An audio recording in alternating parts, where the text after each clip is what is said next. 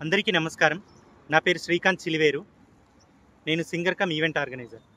ఈరోజు నా లైఫ్లో ఊహించని కని విని ఎరగని సంఘటన జరిగింది సైబర్ క్రైమ్ వాళ్ళ వల్ల.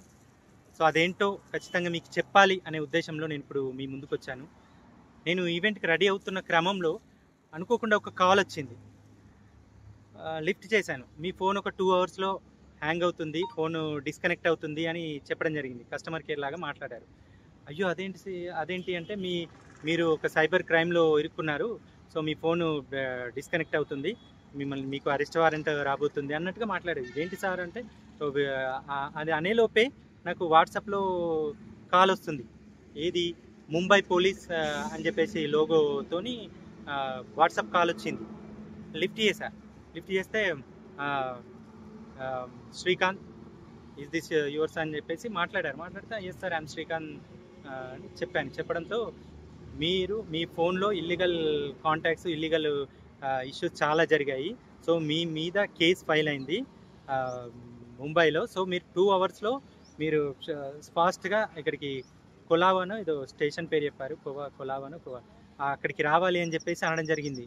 నేను షాక్ అయ్యాను. ఇదేంటి కేసు అవ్వడం ఏంటి, ఇదంటే ఏంటి నాకు అర్థం కాలేదు. ఒక్క నిమిషం, ఏంటి సార్ ఎగ్జాక్ట్ చెప్పండి అంటే, మీరు అంత డిస్టర్బెన్స్ వస్తుంది, మీరు ఒక సైడ్ లోన్లీ ప్లేసెస్ ఎవరు లేని ప్లేస్కి రండి, అక్కడికి ఎవరు రాకూడదు అని చెప్పేసి వాళ్ళు మాట్లాడింది.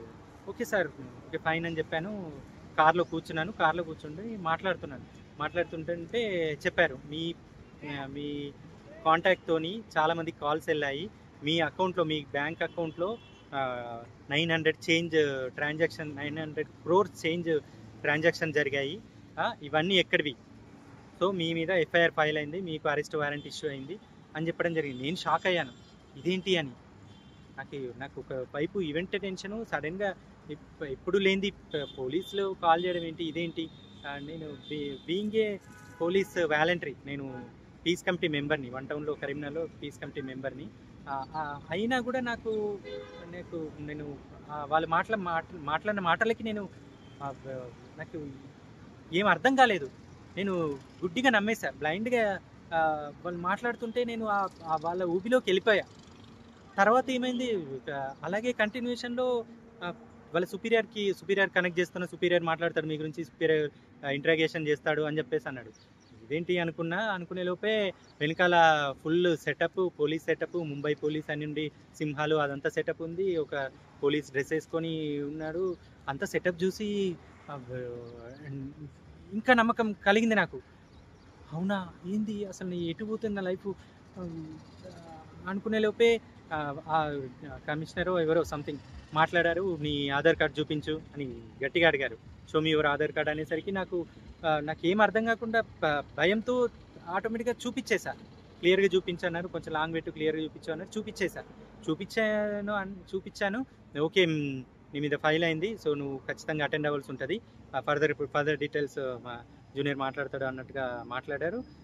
తర్వాత వేరే వాళ్ళు కనెక్ట్ అయ్యి ఒకసారి వాట్సాప్ చెక్ చేసుకో అన్నారు. చెక్ చేసుకునేసరికి అరెస్ట్ వారెంట్ సేమ్, ఒక ప్రొఫైల్ సేమ్ డిపార్ట్మెంట్ నుంచి వచ్చినట్టుగానే ఉంది, దానిపైన స్టాంపింగ్ ఎవ్రీథింగ్ ఉంది, కమిషనర్ సిగ్నేచర్ ఎవ్రీథింగ్ ఉన్నాయి. నాకు ఇంకా చెమటలు పుట్టేశాయి, షివరింగ్, ఏం అర్థం కాలేదు, చాలా భయం వేసింది. నేను నమ్మేశా, ఇంకా నా పని అయిపోయింది, ఏదో తెలియని క్రైమ్లో నేను ఇరుక్కుపోయా అని. ఇంకా నాకు కళ్ళల్లోంచి నీళ్ళు వచ్చేసాయండి. మీరు వాళ్ళు మళ్ళీ అట్లా కూడా కవర్ చేశారు, మీరు బాధపడకండి, మిమ్మల్ని చూస్తుంటే మీరు నిర్దోషుల అమాయకులా అనిపిస్తున్నారు, maybe your innocent, but this may be happen, so let me interrogate, then we will conclude the things అని చెప్పేసి వాళ్ళు అనడం జరిగింది. ఇంకా నాకు ఏం అర్థం కావట్లేదు. అలాగే కంటిన్యూ చేస్తే ఇంకో కాలకి కనెక్ట్ అయింది, ఇంకో సుపీరియర్ మాట్లాడతాడు అన్నాడు. మళ్ళా వాళ్ళు అడిగిన క్వశ్చన్సే అడగడం, నీ పేరు పైన సెంట్రల్ బ్యాంక్లో బాంబేలో అకౌంట్ ఉంది, దీనిపైన చాలా క్రోర్స్ ఆఫ్ ట్రాన్సాక్షన్స్ అయినాయి, ఇదంతా ఏంటి, నీ పేరు పైన ATM card central bank ATM card వచ్చింది, దాంట్లో ఉంచి కూడా ట్రాన్సాక్షన్ జరిగాయి, ఇదేంటి అని చెప్పేసి వాళ్ళు నాకు వాట్సాప్లో పంపిస్తున్నారు. ఏటీఎం కార్డు ఉంది, దానిపైన నా పేరు ఉంది, వాళ్ళు ఇచ్చిన అరెస్ట్ వారెంట్ ఉంది, దానిలో నా పేరు ఉంది, నా ఆధార్ కార్డ్ నెంబర్ ఉంది. నాకు ఇంకా నేను నమ్మేశా. నమ్ముతూ పోతుంటే ఇంకా నేను డీప్గా వెళ్ళిపోయా. అసలు నేను నిజంగానే ఇంకా నా లైఫ్ ఈ రోజుతో ఎండ్, నేను జైల్లో పడాల్సి వస్తుందేమో అని ఆ టైప్లో అంత ఇదిలోకి వెళ్ళిపోయా. సరే ఇదే కంటిన్యూషన్లో 1.5 అవర్ అయింది అప్పటికే.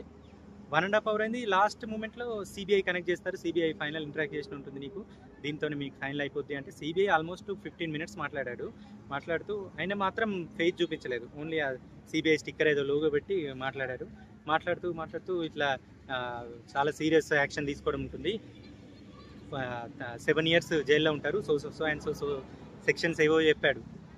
నాకేం అర్థం కాలేదు, నాకు లోపల ఏడుస్తున్నా, నాకు ఆయన మాటలు కూడా సరిగా క్లియర్గా అర్థం కాలేదు. మాట్లాడుతుంటే సరే మీరు బాధపడకండి, దీనికి ఒక ఆల్టర్నేట్ ఉంది, మీరు ఇప్పుడు అర్జెంటుగా జైలుకి అంటే స్టేషన్కి అటెండ్ అవ్వడం అవసరం లేదు, మీకు ఒక ఆల్టర్నేట్ చెప్తా. నేను ఒక లాయర్ని మాట్లాడతాను, తన ఫీ 3 lakhs ఉంటుంది, తనకు ఫీ 3 lakhs ఇస్తే మీకు రాకుండా ఇక్కడే ఉండి మాట్లాడేటట్టు, మీరు అక్కడే ఉండి మాట్లాడేటట్టు నేను అరేంజ్ చేస్తాను అని అన్నాడు. అక్కడ నాకు డౌట్ స్టార్ట్ అయింది. సడన్గా నేను మేల్కొన్న ఆ డైలమా నుంచి నాకు ఒకసారి తేలుకొని ఆలోచిస్తే, అసలు వీళ్ళకు ఆధార్ కార్డ్ చూపించింది నేనే, నా ఫుల్ నేమ్ చెప్పింది నేనే. నార్మల్గా శ్రీకాంత్ అన్నారు, నీ ఫుల్ నేమ్ ఏంటి అంటే శ్రీకాంత్ చిలివేరి అని చెప్పాక ఇదంతా ప్రాసెస్ స్టార్ట్ అయింది. ఓహో, నేను పేరు చెప్పగానే ఇమ్మీడియట్గా నాపై శ్రీకాంత్ చిలివేరి అని ఎఫ్ఐఆర్ ఫైల్ అయింది, అరెస్ట్ వారెంట్ ఇవన్నీ అయ్యాయని అప్పుడు నాకు సినిమా అంతా అర్థమైంది. మొత్తం నేనే యాక్టర్ అంటే నాకన్నా యాక్టింగ్ చేసి చూపించారు వాళ్ళండి. అసలు పిచ్చిలేసిందండి. అప్పుడు రియలైజ్ అయ్యా, ఓకే ఇది సైబర్ క్రైమ్, డబ్బులు అడుగుతున్నారు, సో ఇదంతా ఫేక్. అప్పుడు రియలైజ్ అయ్యి